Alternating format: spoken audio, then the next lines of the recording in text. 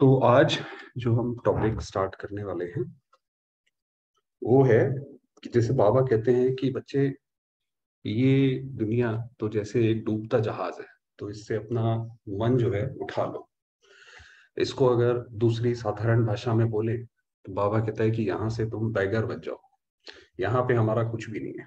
जो भी है, जैसा भी है, या तो वो सेवा के लिए है, या वो हमें बाबा ने ही जैसे सेवा के लिए, या तो हमारी या दूसरों की सेवा के लिए दिया हुआ है। और कुछ हमारा उसमें कोई अपना वो नहीं है। तो बैगर बन जाए तो कैसे बैगर बन जाए, उसका क्या, उसके लिए युक्ति चाहिए ना। एक तो बात हो गई, ये बात समझ आती है, मगर इसकी युक्ति क्या है, तो वो बाबा आज की मुरली में बात करेंगे। तो बाबा कह रहे हैं, ऊंचे थे ऊंचे बाप के बच्चे, ऊंचे थे ऊंचे। अब बैगर तो बन जाए, मगर उसका मतलब ये नहीं है कि हम अपना मोह तो हटा लें, मगर जो हमारा जो सेल्फ एस्टीम है, सेल्फ प्राइड है, वो ऊंचे से ऊंचा हो। बैगर भी हो और वो भी ऊंचे से ऊंचा हो, जिसको बाबा बोलता है बैगर टू प्रिंस। तो वो कैसे बैलेंस मेंटेन करना है, तो बाबा ने पहली लाइन बोला, ऊंचे थे ऊंचे बाप के बच्चे, ऊंचे थे ऊंचे। क्योंकि हमारा बाबा इतना ऊंचा है तो हम भी उसके बच्चे उतने ही ऊंचे हैं। हाईएस्ट बनते हो तब पूजे जाते हो। चाहे आजकल की हाईएस्ट आत्माएं सकामी राजा थे, अब तो नहीं है। चाहे प्रेसिडेंट हो, चाहे प्राइम मिनिस्टर हो, लेकिन वह पूज्य नहीं बनते हैं। तो बाबा कहता है, चाहे हिस्ट्री में कोई बड़े बड़े राजा हुए, उसके बाद चाहे कोई प्राइम मिनिस्टर हो, मगर वो पूजे नहीं जाते।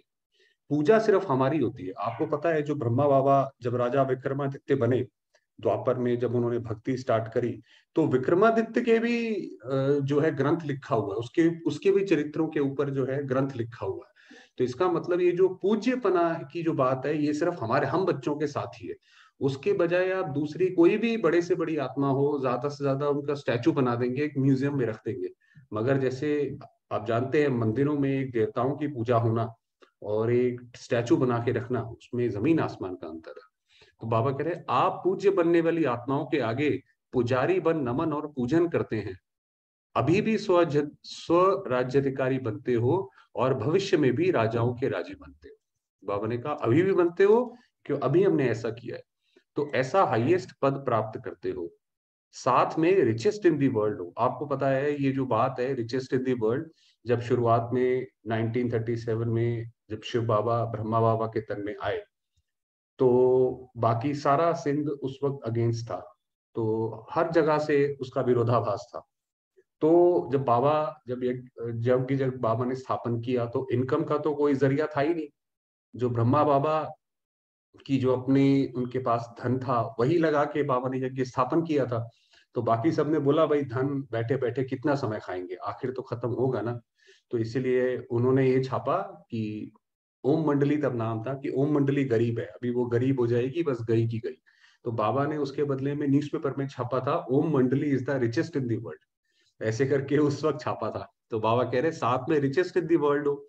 आपका टाइटल ही है पद्मा पदमपति, और ऐसा खजाना है जो अरबपति खरबपति, अरब खरब से भी ऐसा खजाना प्राप्त, अरब खरब से भी ऐसा खजाना प्राप्त नहीं कर सकते। जैसे बाबा आज की साकार मुरली में भी बता रहे थे कि सारी दुनिया में इस वक्त जो है वो स्नेह की प्यासी है, कि स्नेह हमें कोई ऐसा दे। आज के समय में कोई स्नेह रह थोड़ी गया है। भाई किसी का किसी से स्नेह होता है, उसका अपना थोड़े समय के लिए जो उसका स्वार्थ होता है, उसके लिए तो वो ऐसा स्नेह बरसाते हैं, आपको लगेगा बस इनसे बड़ा तो कोई है ही नहीं है। वो स्वार्थ पूरा हो जाएगा तो वो अपने रास्ते और हम अपने रास्ते। मगर आप यहाँ पे बाबा के परिवार में देखिए, कोई किसी से कोई स्वार्थ ही नहीं है, कि हम तो मिले भी नहीं है, उसके बावजूद भी जो है हम एक दूसरे का सहयोग करते हैं। ये तो एक खजाना है, इसके बाद बहुत सारे हैं। तो बाबा ने कहा, उनको भी ऐसा खजाना प्राप्त नहीं है। आप श्रेष्ठ आत्माओं का बाप द्वारा ऐसा भाग्य बना रहे हैं जो अनुभव करते हो और वर्णन भी करते हो कि हमारे कदम में पदम है। तो क्योंकि हम जो सेवा करते हैं, वो जैसे हमारी अनेक जन्म चलती है। तो बाबा ने कहा, जब आप शरीर छोड़ोगे तो आप अपने हाथ भरतू जाओगे, दुनिया खाली हाथ जाएगी।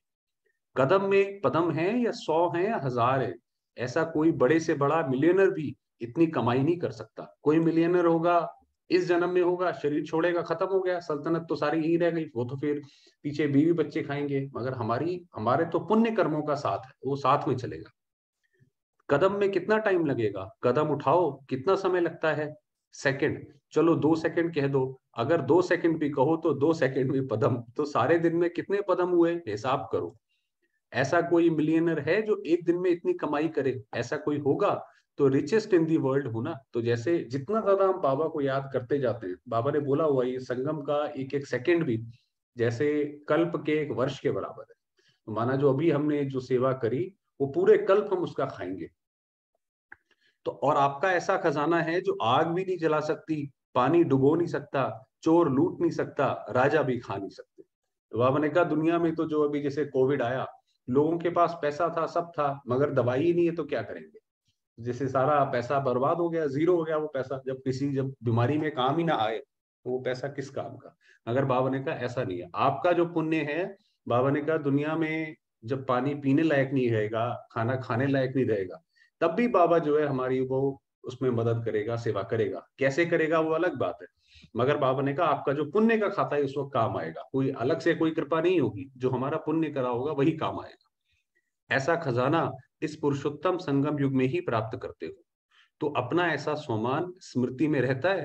तो बाबा ने कहा ये पहले भी इसी मुरली में, इसी सेशन में बाबा ने कहा था कि अपने आप को ये याद रखो कि हम कौन हैं और क्या होने वाला है भविष्य में। हाँ या ना? पीछे वाले हाथ हिला रहे हैं, पीछे वाले आराम से बैठे हो ना। रिचेस्ट इन दी वर्ल्ड हो तो आराम ही आराम है। तो बाबा के बच्चे हैं तो दुनिया में भी ये कहते हैं कि भाई ये बीकेएस के साथ पता नहीं क्या है, कुछ भी होता रहता है, ये अपना बड़े रिलैक्स रहते हैं। कोई किसी का घर लूट गया, कुछ हो गया, घर छोड़ के चला गया, है जी, कोई शरीर छोड़ दिया, तो भी ये रिलैक्स रहते हैं। तो बाबा ने कहा आप आराम से रहो, आप रिचेस्ट हो। बड़े से बड़ी यूनिवर्सिटी में भी ऐसे कोचों पर पढ़ाई पढ़ाने के लिए नहीं बैठते हैं। वो क्या था कि जब बाबा आते थे तो सबसे पीछे जो है बहुत अच्छे अच्छे सोफाज लगे हुए थे। तो बाबा ने कहा बड़े से बड़ी यूनिवर्सिटी में भी इतने अच्छे सोफाज नहीं होते हैं, लेकिन आप बेगर टू प्रिंस हो। वही बताया, बेगर भी हो और प्रिंस भी हो। सर्व त्याग माना बेगर। जब हमने सब कुछ त्याग कर दिया, सारी इच्छाओं का त्याग कर दिया, हमें अब कुछ नहीं चाहिए। भाई नाम, इस दुनिया में नाम भी नहीं चाहिए, मान भी नहीं चाहिए, शान भी नहीं चाहिए, कुछ नहीं चाहिए। हमें इस दुनिया में सिर्फ देना है बस। तो वो माना हम बैगर हो गए। सर्व प्राप्तियां अर्थात प्रिंस। और जब हमारा बैकबोन बाबा है, जब देख रेख करने वाला बाबा है, तो हम वैसे ही रिचेस्ट है, हमें कहीं जरूरत नहीं है। बिना त्याग के इतना बड़ा भाग्य नहीं मिलता। तो ये जो भाग्य जो इतना सारा बाबा ने बताया, वो कैसे मिलेगा? भाई त्याग करेंगे उसका फल भाग्य है। तो हमने जो ये त्याग किया, जो बैगर बन गए, उसका वो भाग्य है। त्याग का ही त्याग का ही भाग्य मिला है।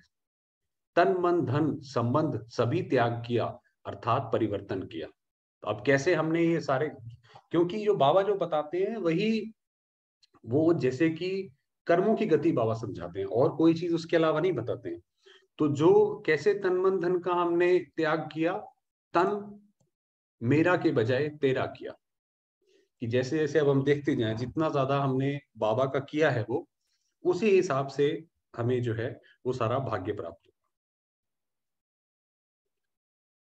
मन धन संबंध एक शब्द परिवर्तन होने से मेरे के बजाय तेरा किया।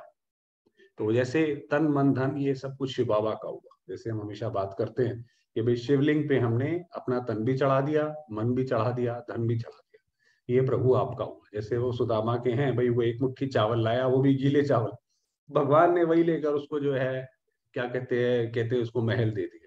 हमारे पास भी क्या है? हमारे पास भी यही है। तो जो हमने शिव बाबा के प्रति हमने चढ़ा दिया है, एक शब्द का परिवर्तन, लेकिन इसी त्याग से भाग्य के अधिकारी बन गए। भाई एक शब्द ही तो बदला ना, मेरा को तेरा, बस। भक्ति में भी तो यही गाते थे, चाहे वो आरती है, चाहे कुछ भी है, उसमें भी यही गाते थे। तो अभी वही, अब तो खुद भगवान आए हैं तो हमने खुद दिया। तो भाग्य के आगे ये त्याग क्या है? छोटी बात है या थोड़ी बड़ी भी है? बाबा पूछ रहे हैं, क्योंकि त्याग करने में हृदय विदीर्ण तो होता है ना। कि भाई कोई आपने मकान बनाया, कोई आपने पैसा इकट्ठा किया, पूरी जिंदगी उसके लिए काम किया, और बाबा के आगे समर्पित कर देना। हालांकि समर्पित क्या कर देना, माना उसका मान के चलना कि हम उसके भंडारे से खा रहे हैं। तो बाबा ने पूछा क्या बड़ी बात है?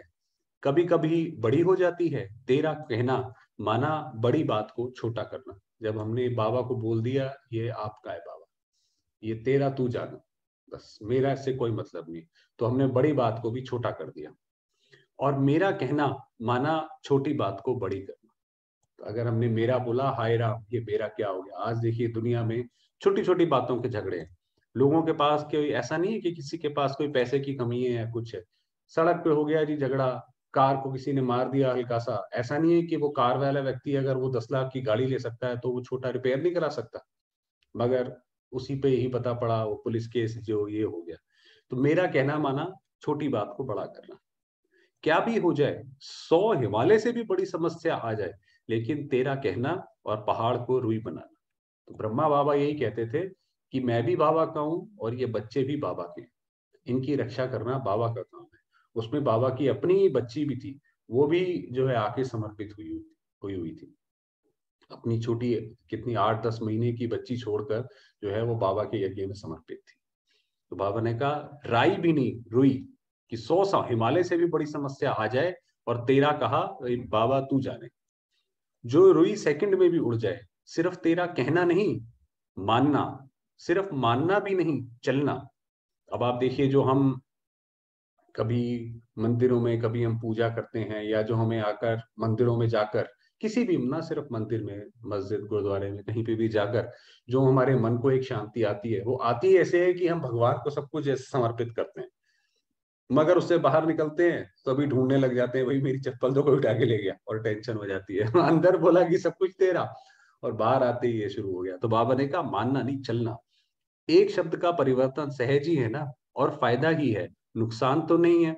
तेरा कहने से सारा बोझ बाप को दे दिया, तेरा तुम ही जानो, आप सिर्फ निमित्त मात्र हो, फ्री हो जाओ बस। जैसे बैगर की बात करी, बैगर भाई जैसे भिखारी को क्या इससे लेना देना, दुनिया में क्या चल रहा है क्या नहीं चल रहा है, इसमें फायदा है ना। न्यारे और परमात्मा के प्यारे बन गए। जो परमात्मा के प्यारे बनते हैं वह विश्व के प्यारे बनते हैं। तो ये एक बहुत बड़ी बात है, क्योंकि परमात्मा बीज स्वरूप है, वो कल्प वृक्ष का बीज है। तो अगर उससे हमें प्यार, अगर उससे हमारा स्नेह हमें उससे प्राप्त है, तो बाकी दुनिया से भी हमें स्नेह प्राप्त होगा। ये एक निशानी है। सिर्फ भविष्य प्राप्ति नहीं है, वर्तमान भी है। एक सेकंड में अनुभव किया भी है, और करके देखो। बाबा ने कहा ये करके देखो, एक बारी हो जाओ। किस चीज का डर है भाई। जब बाबा के प्रति वैसे भी भक्ति में तो कहते थे भाई दान करो दान करो, अब तो स्वयं भगवान आया है, तो सुदामा की तरह जो दे सकते हो फ्री हो जाओ। कोई भी बात आ जाए तेरा कह दो, मान जाओ, और तेरा समझकर करो, तो देखो बोझ हल्का होता है या नहीं होता है। भाई कोई भी कुछ काम करना है, ये शिव बाबा कराएगा ना। मेरा बाबा ने पीछे बोला कि ऐसा नहीं, मेरा नाम खराब हो जाएगा, मेरा ये खराब हो जाएगा, संभालो बाबा बस। अनुभव है ना, सभी अनुभवी बैठे हो ना। सिर्फ क्या होता है, मेरा मेरा कहने की बहुत आदत है ना, 63 जन्मों की आदत है, तो तेरा तेरा कहकर फिर मेरा कह देते हो, और मेरा माना गए। फिर वह बात तो 1 घंटे में, 2 घंटे में, एक दिन में खत्म हो जाती है, लेकिन जो तेरा से मेरा किया उसका फल लंबा चलता है। माना बात जो थी, मान लीजिए कोई बात आई, वो तो बात तो चली गई भाई, घंटे 1.5 घंटे में क्या हुआ, ज्यादा से ज्यादा बात चली गई, क्योंकि वो मेरा कह दिया तो वो मन पे एक लग गई। तभी तो व्यक्ति कहता है ना, भाई आपका जो है वो बोल हम भूलते नहीं है। अभी भी लोग सालों सालों याद रखते हैं। क्यों याद रखते हैं? उन्हें लगता है इसने मुझ पे आघात किया। तो बाबा ने कहा वो बात चली जाती है, मगर तब भी उसी के उसमें घूमते रहते हैं। बात आधे घंटे की होगी, लेकिन चाहे पश्चाताप के रूप में, चाहे परिवर्तन के लक्ष्य से, वह बात बार बार स्मृति में आती रहती है कि ये हमने गलत किया, ये हमने गलत किया। इसलिए बाप सभी बच्चों को कहते हैं, अगर मेरा शब्द से प्यार है, आदत है, संस्कार है, कहना ही है, तो मेरा बाबा, अपना जो अधिकार है वो बाबा के ऊपर रखो, कि ये बाबा मेरा है, और कुछ मेरा नहीं रखो। आदत से मजबूर होते हैं ना, तो जब भी मेरा मेरा आवे, तो मेरा बाबा कहकर खत्म कर दो, तो अनेक मेरे को एक मेरे बाबा में समा दो। तो चलिए, अब ये कल तक का जो है ये काम करेंगे 24 घंटे के लिए, कि जो भी हमारी बुद्धि में कभी आए कि मेरा, तो मेरा बाबा आए पूरा, कि भाई ये चीज मेरी है, मेरी इस चीज को हाथ मत लगाओ, हाँ जी, ये मेरा शरीर है। तो उसके बजाय ये सोचें कि ये मेरा बाबा है। चलिए, समय हुआ है, थोड़ी देर बाबा को। और उसी मेरे का भाग्य है कि जो हमने ये तन मन धन और अपनी इच्छा भी हमने बाबा के प्रति समर्पित कर दी, तो बाबा ने कहा उसी त्याग का जो भाग्य है, जो आप पूरे कल्प पूजे भी जाते हो और जो है स्नेह भी प्राप्त होता है।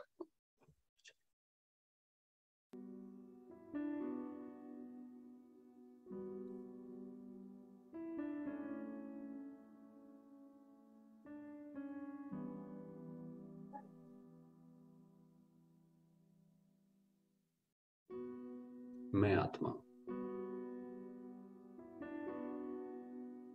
ज्योतिर्बिंदु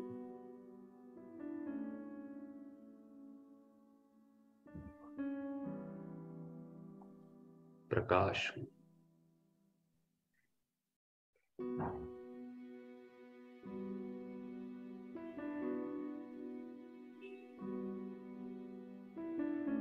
इस शरीर से,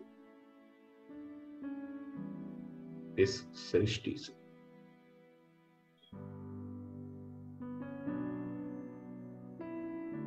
उपराम,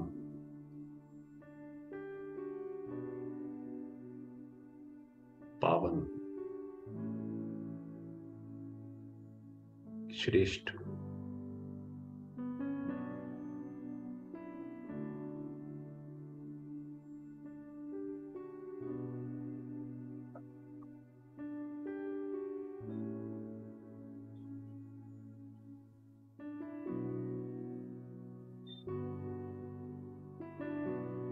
निराकार ज्योतिर्बिंदु शिव बाबा मेरे पिता हैं।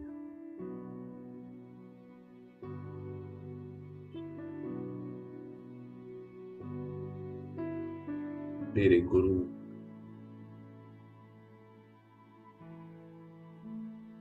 मेरे साथी।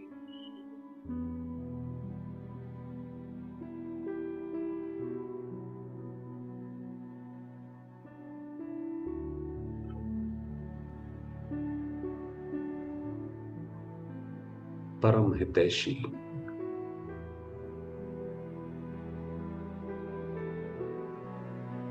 कल्याणकारी,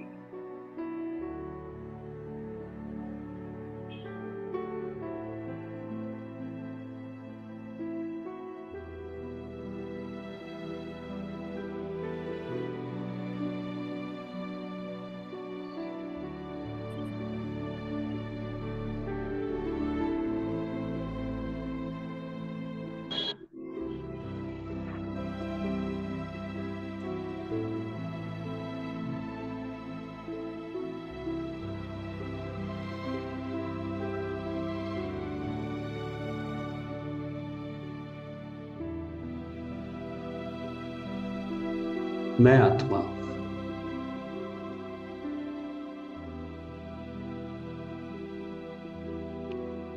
तन, मन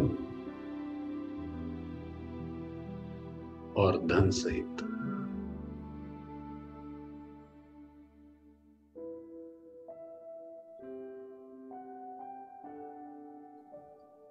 प्रभु प्रति समर्पित हुई।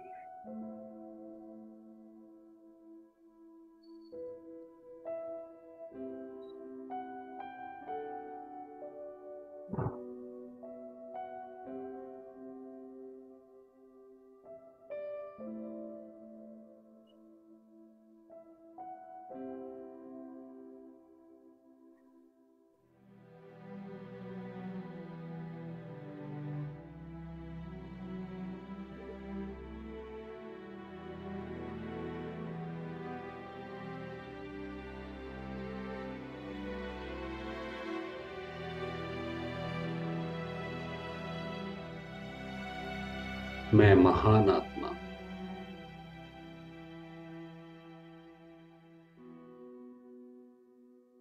इस नरक से, पुरानी सृष्टि से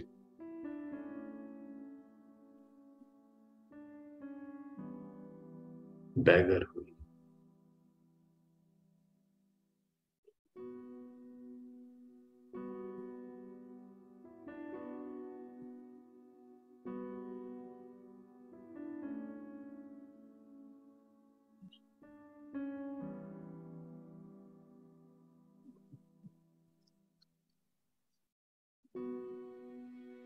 मेरा बाबा।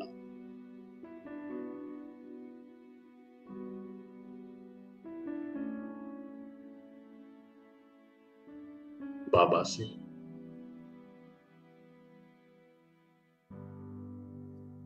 अनेक प्रकार की किरणें,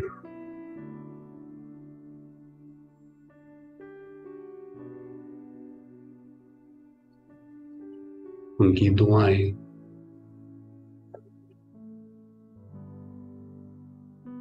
उनका स्नेह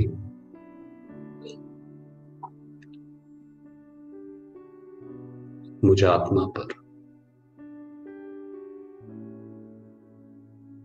बरस रहा।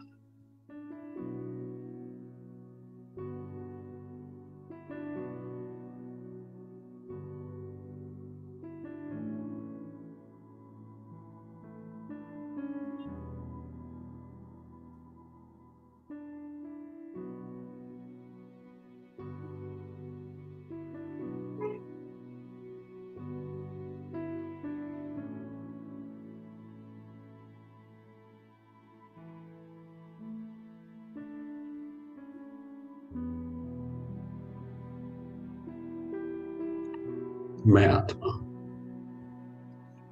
जीवन मुक्त अवस्था में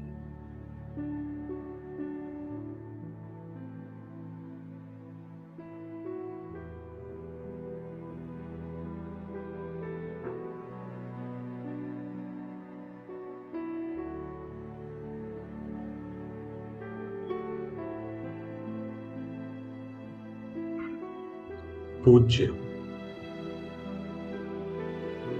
विशेष,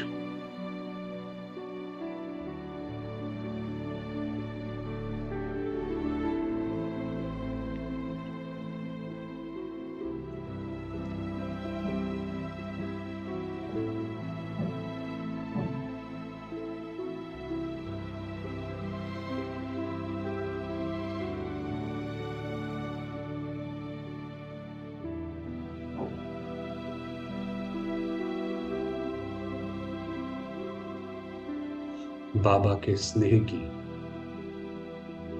शक्तियों की अधिकारी।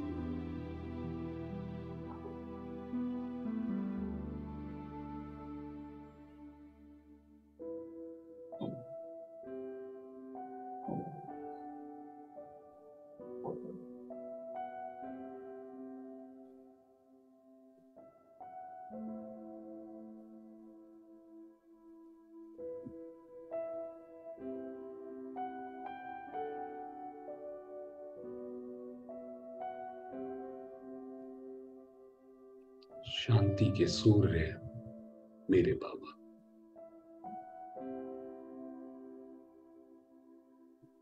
दया, क्षमा के सागर,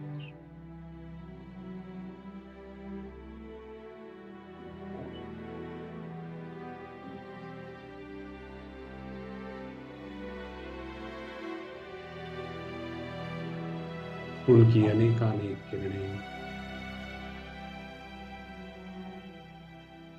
मुझे आत्मा पर पड़कर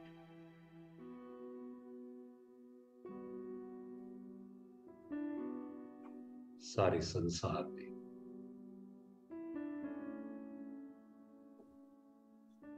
फैल रही।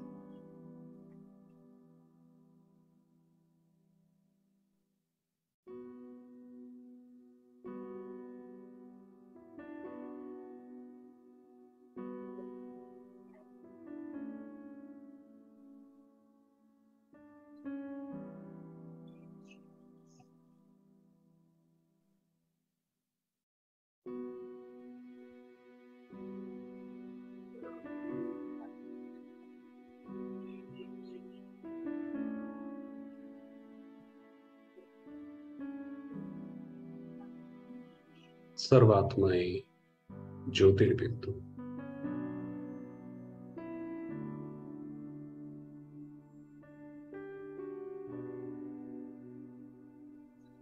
एक बाबा की संतान,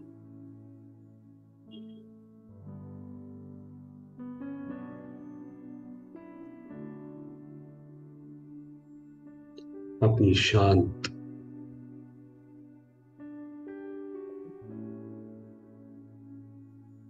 मुक्त अवस्था में।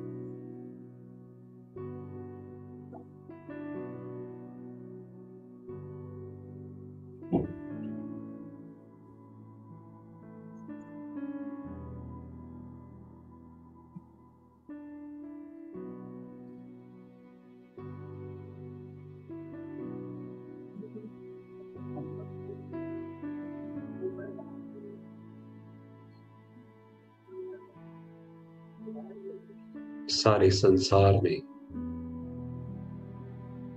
परमात्मा शांति व्याप्त है।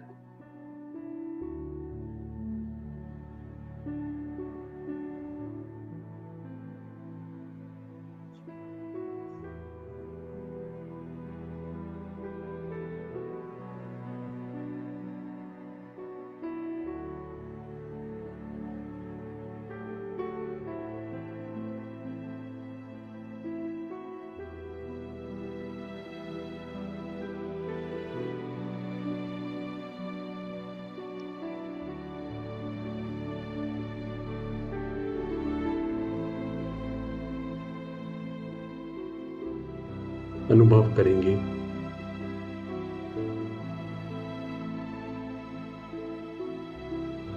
इस मीठी शांति का।